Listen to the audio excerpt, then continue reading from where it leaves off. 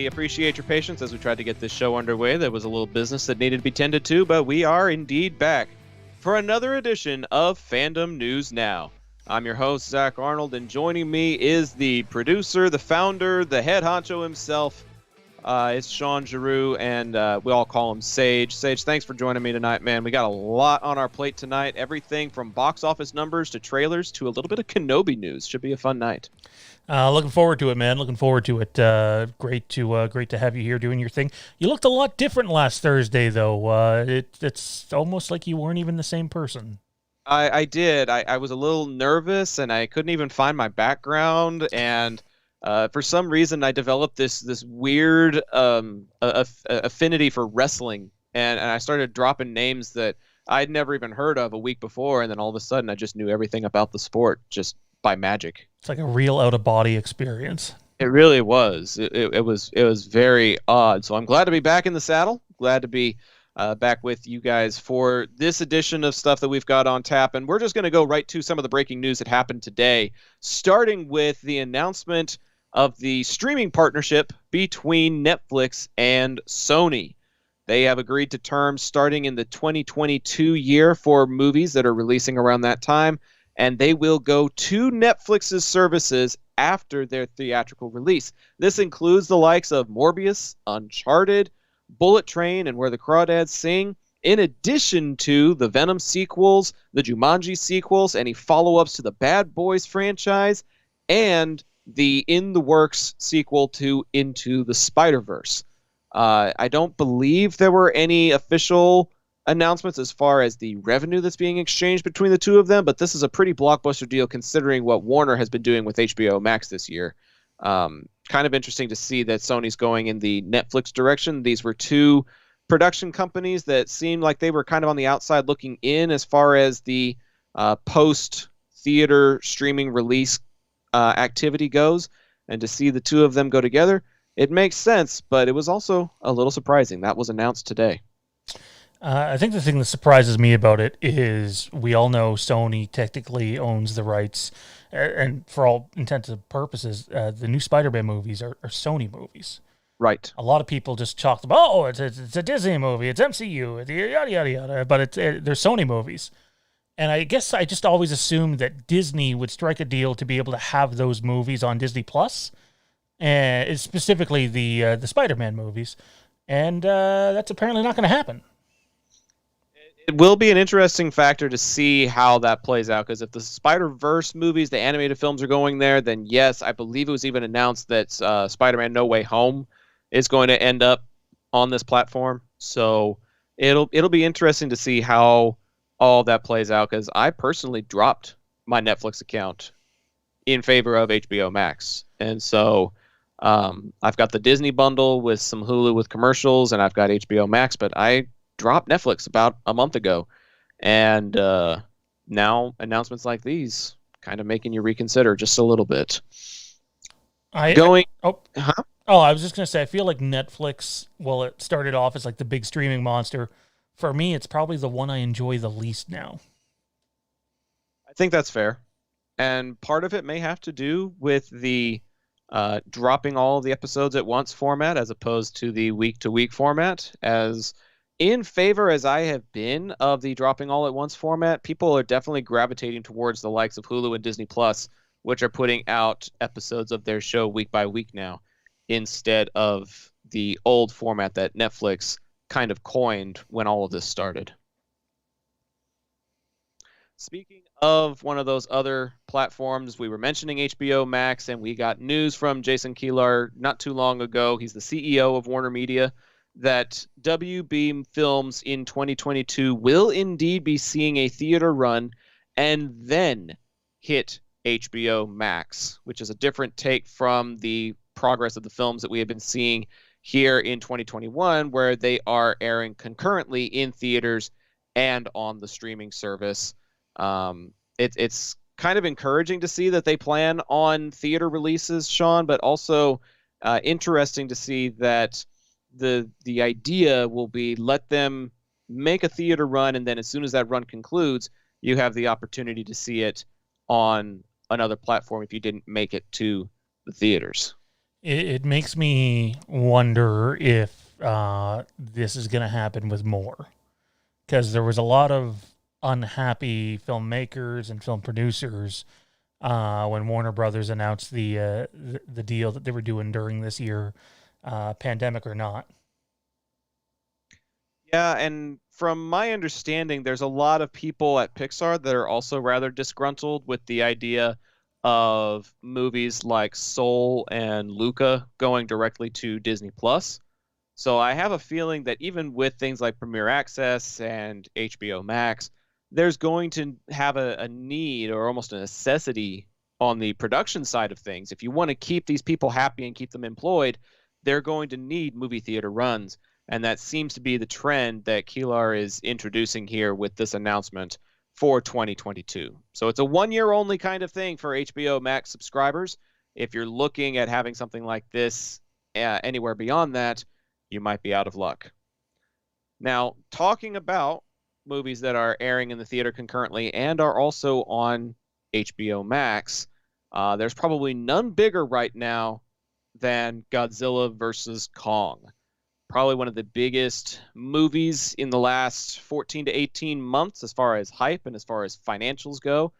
From what I am reading, this movie pulled in over 32 million domestic on its opening weekend and 48.5 million in its first 5 days of release, which exceeded the industry's expectation and beat out both Wonder Woman 1984 and Tom and Jerry by a landslide. Wonder Woman pulled in 16.7 million over Christmas weekend. Tom and Jerry had 14 million on its opening week, whereas this 32 million blows both of those out of the water. Well, even though things are complete and utter dog crap up here in Canada, it is so exciting to see that the box office down in the United States of America is really faring well. I think I seen that Godzilla versus Kong did almost twice the amount that they were originally projecting for the opening 5 days. Now, these projections are a couple months old, but positive news is positive news, and I'll take it wherever the hell we can get it at this point. This is true. And I've got a funny little anecdote about this movie. I actually saw it with a mutual connection of ours, Armando, a fellow who did a lot of podcasting with you back in the day. He and I went to go and see this movie, and it was our second movie back in the theaters. We saw Raya and the Last Dragon about 3 weeks ago, and he was just happy to be back in the theater. I was really excited to see this movie on the big screen. We get to the climax, the final act, the big battle where the two titans are going at it, and we get to a sequence where there's like a fight or flight, make or break type of moment, and some dumbass pulls the fire alarm. You got to be kidding me. I am not kidding in the slightest. We're getting to this point where like a really big hit is about to strike on one of the two of them, and the screen goes black and the lights start flickering on the side of the walls. And the next thing you know, there's an automated voice saying, "Alert, alert, everyone, please evacuate the building in an orderly fashion." And we've like, you have got to be kidding. You have got to be kidding. And by the time the fire department came out and was able to clear it and decide that everything was okay, AMC had already given out passes to everybody that had to wait outside the building to just come back and watch another movie another time. Because they were like, even if we tried to restart the film, it may not show up in exactly the same place. There could be technical issues. And I've actually experienced that before back in 2009 with the original Star Trek film. And we were like, yeah, probably not going to see it finish the way we hoped we would. So we decided to go back to his place, which was 10 minutes away, and finish it on HBO Max. So it actually ended up benefiting us But you a guys little still bit had there. to. So hang on, help me out here. Mm-hmm. Do you still have to pay money to see it on HBO Max? Like, isn't it still $30 or no? No, it's part of the subscription. Man, so then why? I'm pretty sure you have to pay $30 up here for it. But I also think it's because we don't have HBO Max up here and it just goes to Crave. So at least you got to see it. That makes me happy, but I wish you guys would have been able to finish it in a movie theater. Selfish people do stupid shit, and sadly, other people end up paying for it. So. Yeah, it's unfortunate, but at least now I've got a free pass to be able to maybe take the little woman to go see it or something. So, date night possibly in the works. But it was interesting seeing that we only had about 10 minutes left in the film. We finally cut to where we were in the movie and just finished it on his big screen TV and ended up realizing that there was only like 10 or 12 minutes left in the feature film. And we were like, so you couldn't let us go back in and watch the last 12 minutes. Okay. Thanks, AMC. I had something similar happen. This is a long time ago, but my buddy and I went to see X3, The Last Stand, I think it was called. Third X-Men movie. It was terrible. Oh, goodness. That was like back in, what, 05, 06? Yeah, I'm old. But we didn't get to finish that. And I ended up finishing the movie like 3 weeks later. I had to go back and see it in theaters. And yeah, so it was interesting. Well, something similar happened to me when we watched the first Star Trek movie with my dad back in 09, I believe is when that first movie came out. And it was a really climactic sequence about to come up where Kirk has to try and get an emotional response out of Mr. Spock. And somebody pulled the fire alarm right before that scene. We evacuated the building, made it back in, and when they finally put the movie back on for everybody, it was muted. The speakers weren't working. Oh my God, what a disaster. So this really intense scene where you're trying to get a visceral reaction from a person who is completely stoic, and then by the time he finally has the reaction, that's when the sound comes back on and he says, "Doctor, I am no longer fit for duty. I need to relieve myself of command." And you're like, what the hell just happened? So I'm kind of glad that we ended up just having to go and watch it on someplace else, because at least there we knew that the speakers worked, damn it. Oh, man, there definitely had some bad movie theater experiences, but boy, kind of like what Mondo was telling you, I can't wait to go see a movie in theaters again. For sure, man. I'm curious if anybody in the chat has had a poor movie-going experience. Somebody pulling the fire alarm, or maybe having a rat in the theater, which happened to my local theater about 2 years ago. Just started walking around the chairs and people took videos of it. And then there was another theater where the entire movie played with the house lights on because the lights just weren't working, but they had to play the movie because they were expected to play the movie at this showtime, so they just played it with the lights on. Did anybody in the chat ever have a bad movie-going experience like that? Send us a note and we'll take a look at it towards the tail end of the program. Moving along, though, we've got some E3 plans in the works. It's set to take place from June 12th through the 15th, and it has confirmed appearances already from the likes of Nintendo, Xbox, Capcom, Konami, Ubisoft, Take-Two Interactive, Warner Brothers Games, and Koch Media. But one very notable absent group on that list is Sony. They have not confirmed their appearance yet. They have not mentioned any kind of affiliation at this point. We're also going to be looking at other missing companies such as Square Enix, Sega, Bandai Namco, 505, Activision Blizzard. But I think it's pretty safe to say, Sean, that at this point, not having Sony on the E3 list is pretty glaring and pretty interesting, because if they're not going to be there, then that means they may have an announcement that they're looking to make on their own and not as a part of what E3 is doing. Man, I wish we had our buddy Mondo on to talk about this. He's far more into the gaming industry than I am. For me, I don't have the time to game like I used to. However, I do know Mondo used to talk about this all the time, about how E3 is slowly going to the wayside and that it's becoming less of an event each year and the studios are sending less to it each year. And I do think we're going to get to a point where E3 basically doesn't exist anymore. It's entirely possible, but it would definitely be disappointing to see.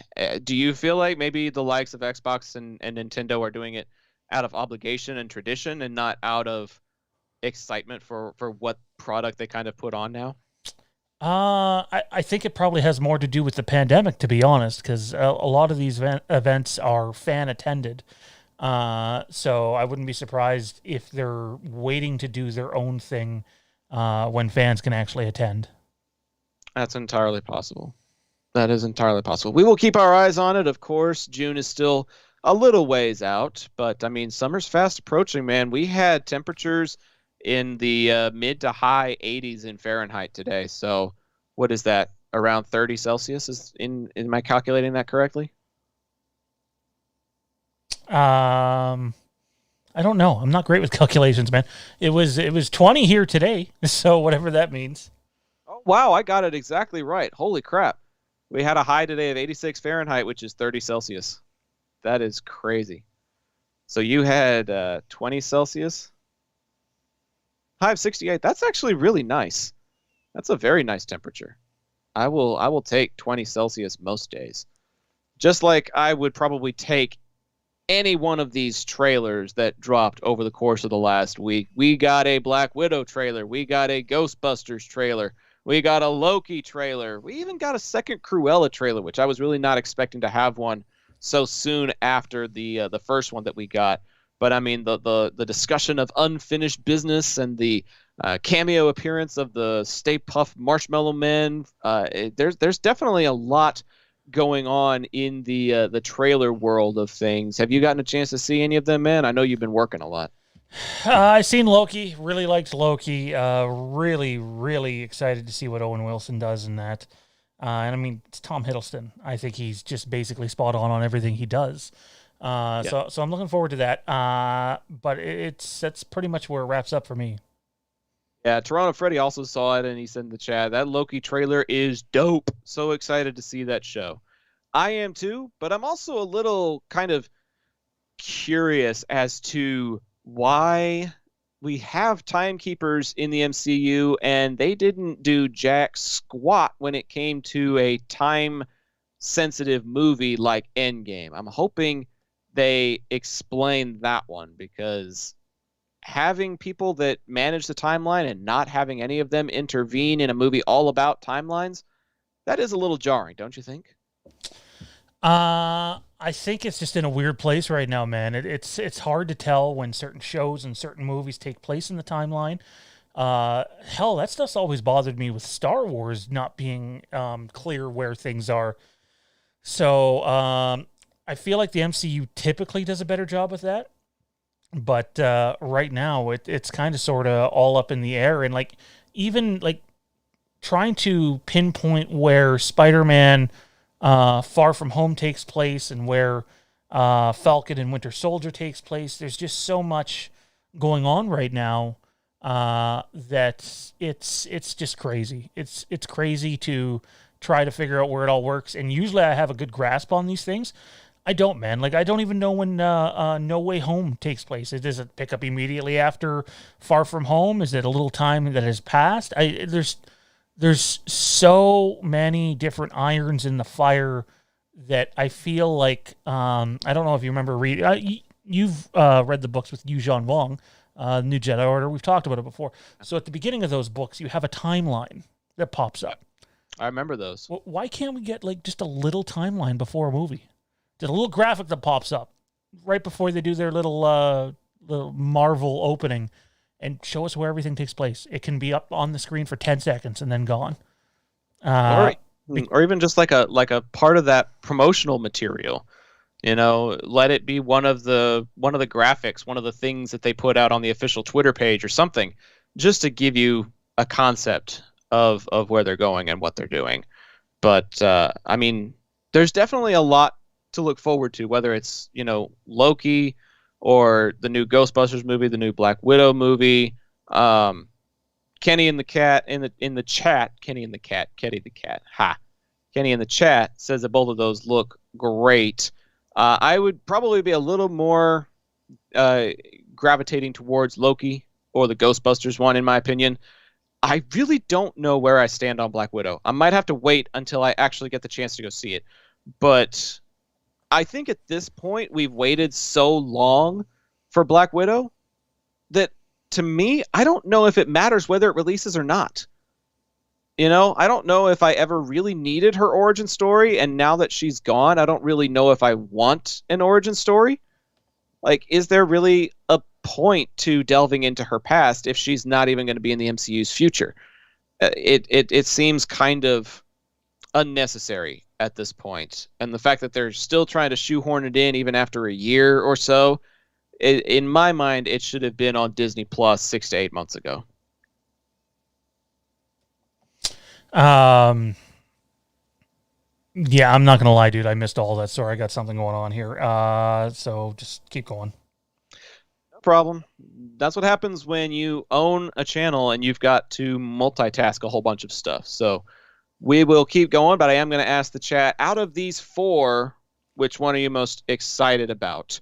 Is it going to be Black Widow? Is it going to be the new Ghostbusters movie? Is it going to be Loki? Or is it going to be Cruella? Those are four of the trailers that have come out. There are some others that have been coming out. I think Toronto Freddy's talking about shows like Invincible, also talking about Jupiter's Legacy.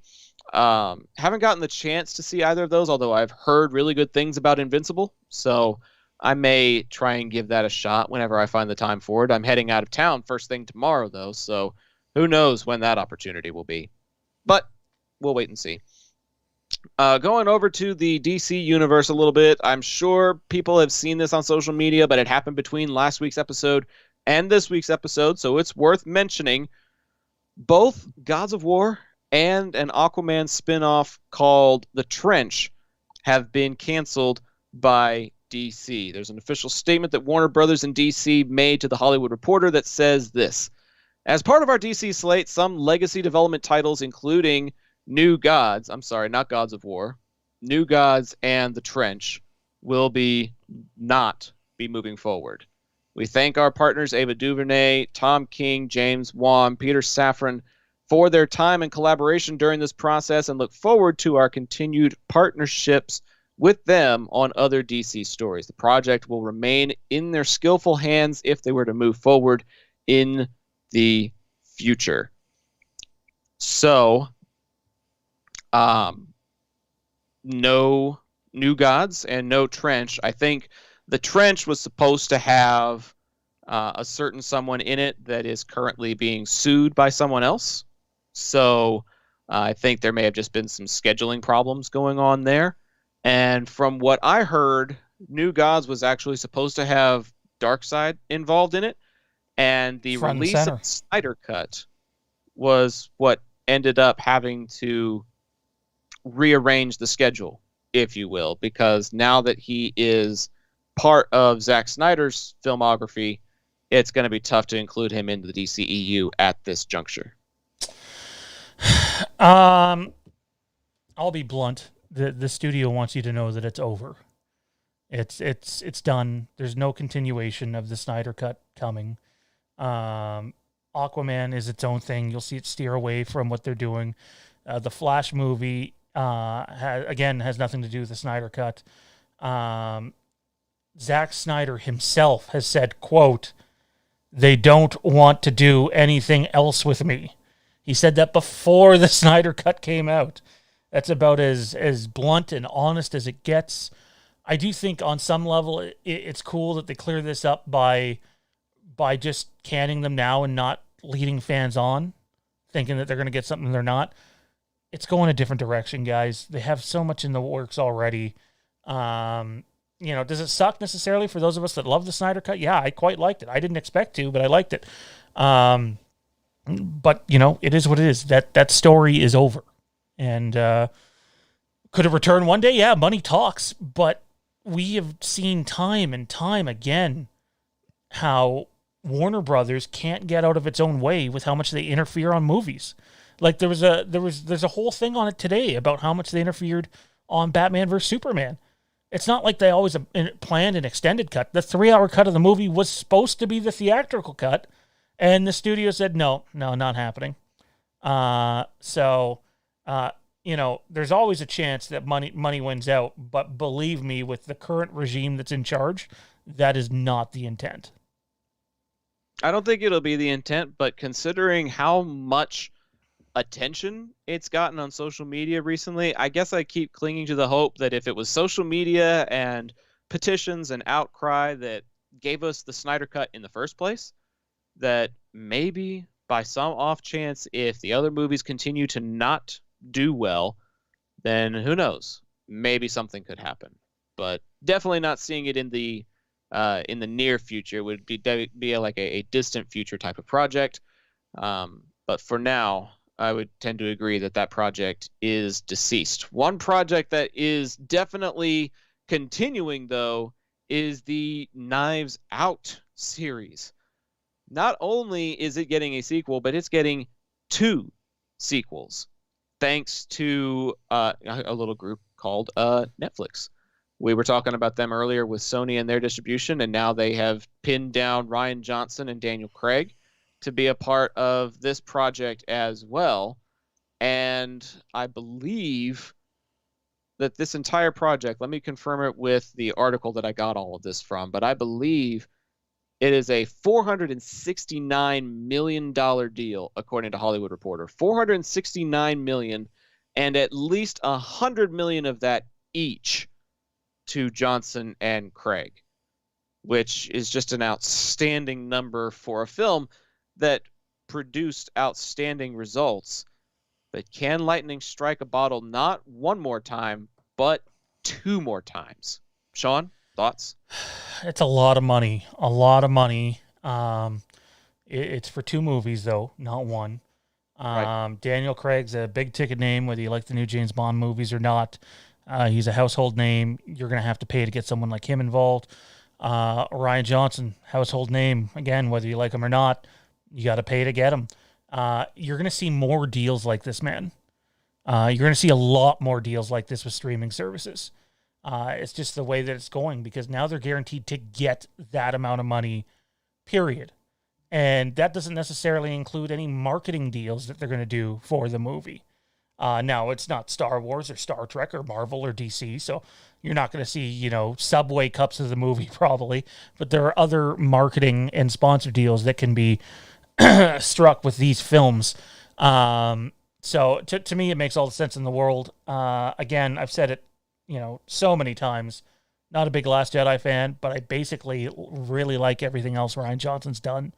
So I have no doubt that these will be decent too.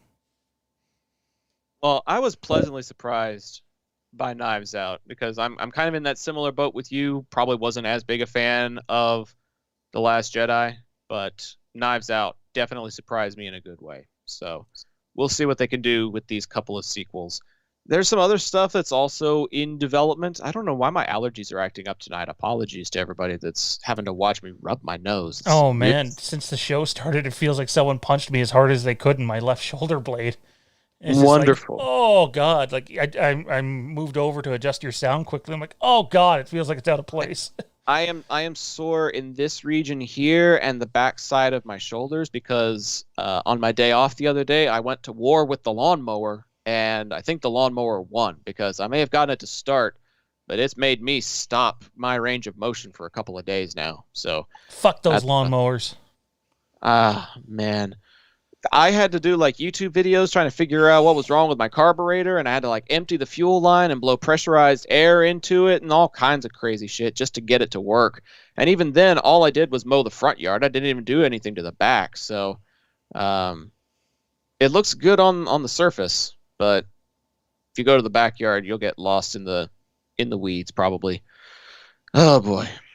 So the Knives Out franchise is in the works. And according to what I have found over at a little website that we like to call Bloody Disgusting, there's also some stuff happening at Lionsgate with the Saw franchise. With the bringing back of Spiral pretty soon. Director Darren Lynn Bousman is back behind the camera, and the production group Twisted Pictures have begun development on the 10th entry of the Saw franchise. And I haven't seen any of the 9 previous films, but if it's been worthy of 9 films up to this point, then it's a super popular franchise, obviously.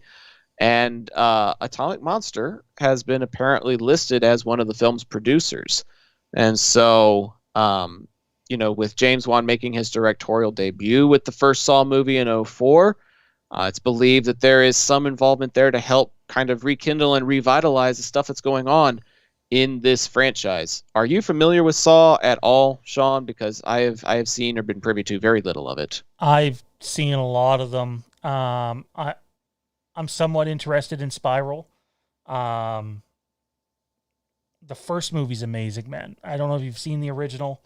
And it's not just one of those cases, well, you only like the original because it's the original. For its time, when it came out, the shock and awe that happens in it is incredible. It's the good type of cringe. I loved the first one. Even the second one was decent, but man, they got watered down really, really quickly, and it became the same old shtick after a while. That doesn't surprise me. That tends to happen with horror franchises that go beyond a trilogy or anything like that. I mean, I'm of the opinion that they should have finished the Alien franchise after Alien 3. Like, the Resurrection stuff, the Prometheus stuff. Covenant was all right, but I feel like the Alien franchise should have been rounded out at 3, and to be milking it the way that they are, it doesn't come as a surprise to me that the Saw franchise suffered a similar fate. But who knows? Maybe this one, being titled Saw X for the Roman numeral 10, could end up being something that helps kind of hit the reset button on the franchise and revitalize it, especially if James Wan is coming back to have some sort of influence on it. But I mean, that is very interesting to see that it's happening. There's no particular set date on when it could be seen, but they're saying that it is in pretty heavy development, so we could be seeing it possibly by sometime next year. Toronto Freddy says, I can't take Chris Rock's serious acting seriously. He looks like he's trying too hard, and it comes off as overacting to me. That stupid voice and puppet are atrocious. Again, I thought the trailer looked good, but I'm kind of with Freddy on this one. I have a really, really hard time taking Chris Rock seriously. I don't really take him seriously at all. I kind of stopped taking him seriously when he decided to voice an animated zebra. But that's just me.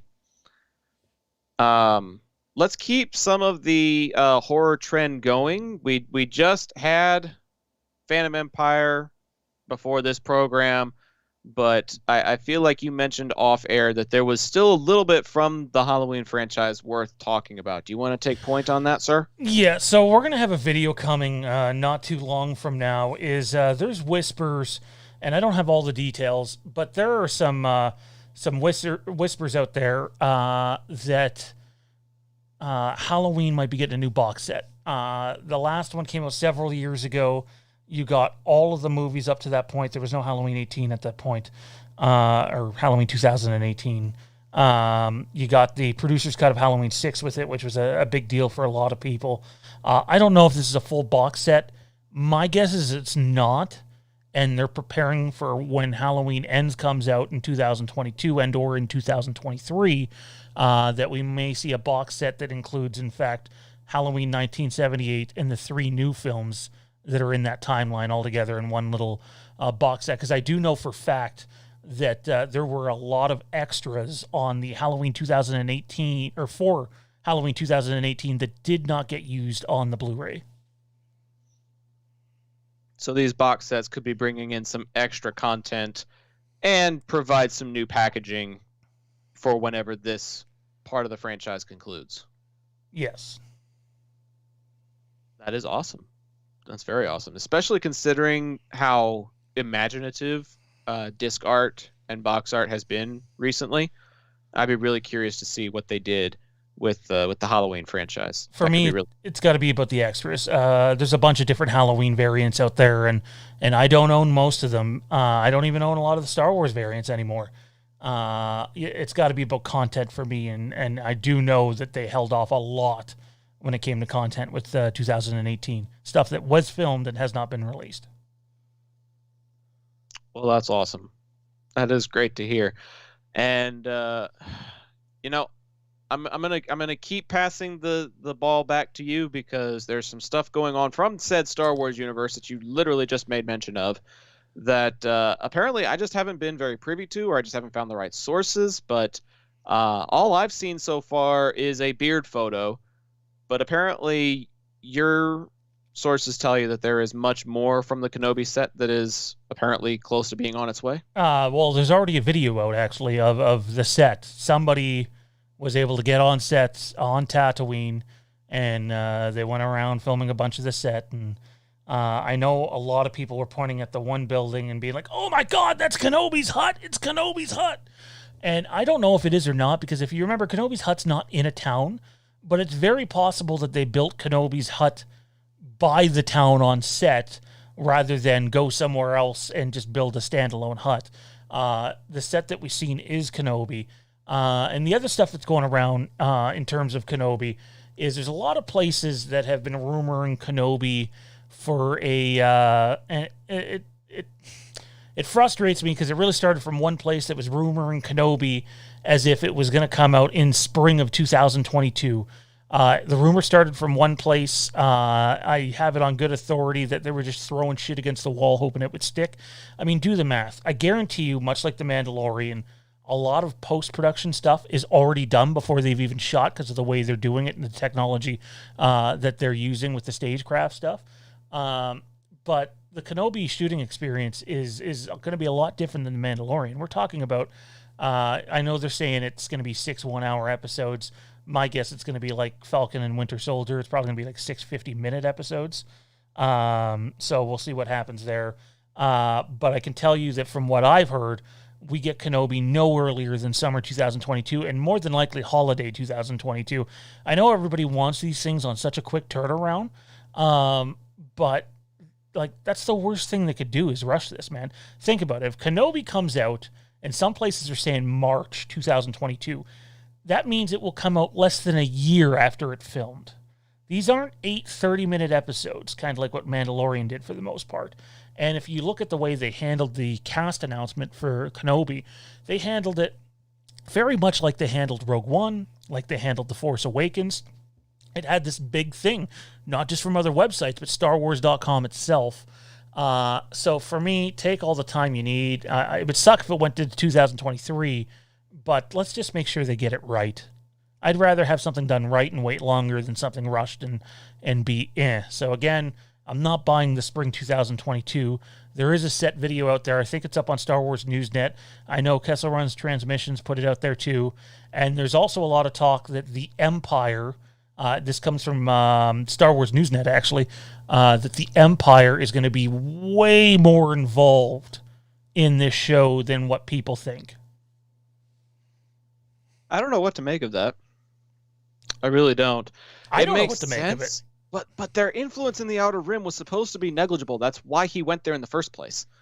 So, well, I think we're gonna have 2 stories going on at once. I don't have any inside information on that, but I think we're gonna have, like, obviously with Owen and Baru cast, we're gonna have Kenobi on Tatooine, and then I think there's gonna be something else somewhere else that's going on.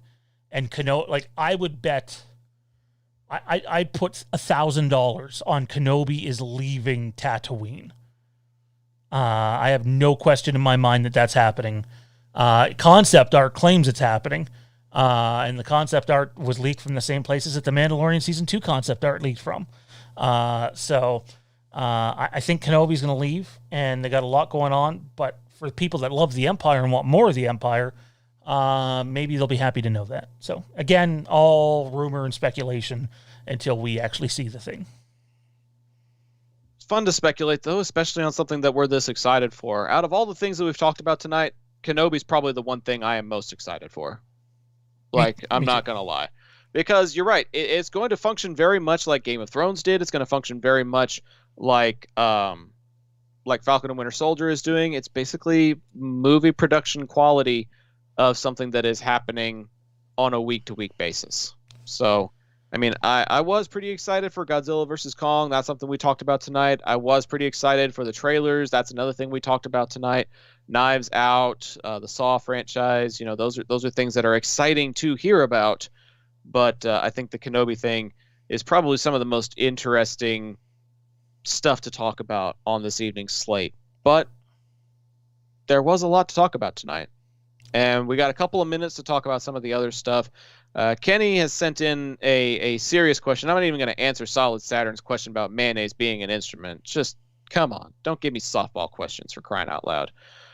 Kenny says, I wonder if the new Halloween box set on Blu-ray will also include 4K remasters of all the films along with Halloween 1978. You're obviously way more in the know of stuff like that, Sean. I'm gonna pass that question to you. What do you feel like? I don't. I think everybody thinks it's a cheap procedure to go and remaster stuff in 4K, and it's not. It's a very expensive procedure. Yeah, they did it with the original, but you'll notice none of the other ones followed that up. It'd be great. That would be a buying point for me. But again, it's very expensive, and a lot of Halloween fans think that the franchise is as big as a Star Trek or a Star Wars or an MCU and a DCU. And as much as I love Halloween, it's just not. It's not even close to any of those franchises. So no, I don't expect that there'll be 4K updates on some of the older films. But you never know. I'd buy it. Man, I'm waiting on. I'm still waiting on my favorite Star Trek series to get an HD remaster. So I think it needs that before we get HD remasters and 4K remasters of other things. But I'm probably a little biased in that regard. But Solid Saturn says, just being a silly goose, Zach. Yeah, you definitely succeeded at that, buddy. But we appreciate you tuning in and appreciate everybody else that tuned in to tonight's programming. I have a question for you. I noticed that there's not much going on in the chat right now, which is fine. Again, I want to apologize to everybody for last week. We had technical issues galore, and we made the best that we could. But things are normal now, and we'll be better going forward. Zach, I know it's early, and you know me. I believe in recency bias, so it's really easy to overrate something after you've just seen it.